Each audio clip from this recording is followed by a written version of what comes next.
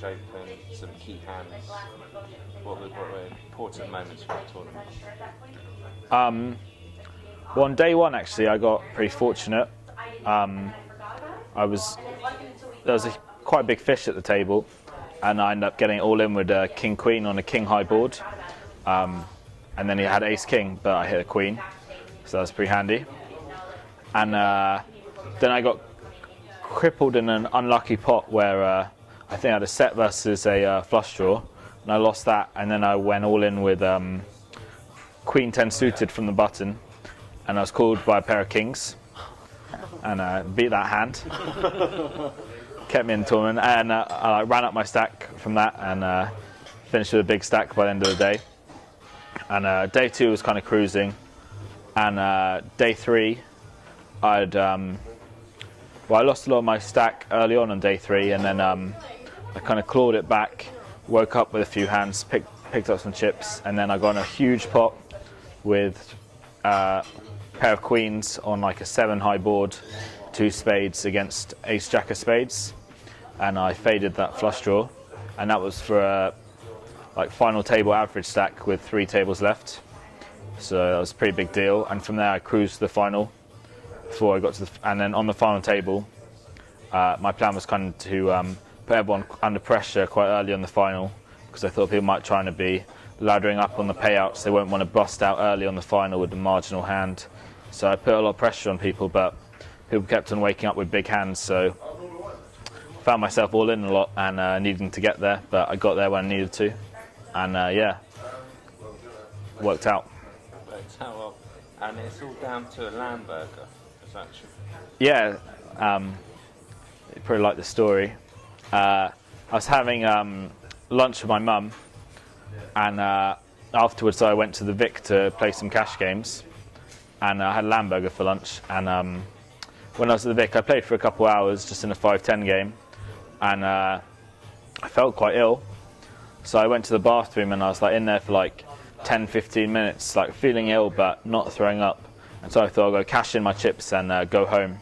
I was too ill to play, and so I cashed in my chips. And as the woman's like counting out my money, I feel like I'm gonna throw up.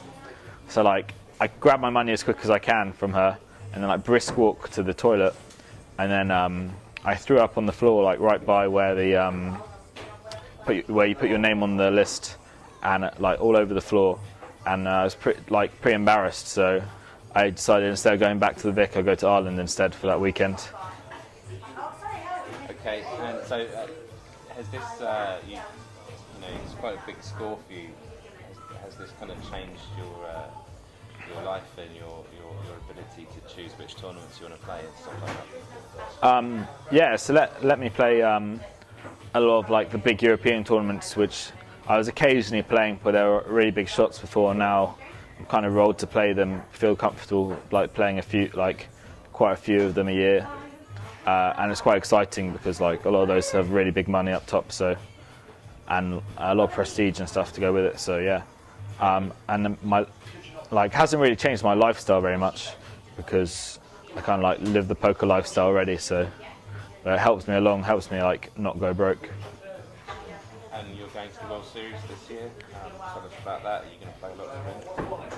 Yeah, I'm flying out on the 25th of this month, and I like kind of have a rough idea of which tournaments I'm going to play. I'm going to play the first $1,000 event, the big one that's like event number 3, and then after that I'm probably only going to play about like 1 tournament a week, or some weeks I'll play 2, and then I think I'm going to fly back to London and go to Wimbledon tennis for a week or 2, and then I'll go back out for the main event. And lastly, there are probably a lot of 21-year-olds out there with dreams of you know, making it big in poker. What would be your advice? Probably like run good, and yeah, like I guess if you stick at it, you'll probably get a big score eventually. So yeah, try and get a big score before you go broke. Perfect. Thanks, Jim. No problem.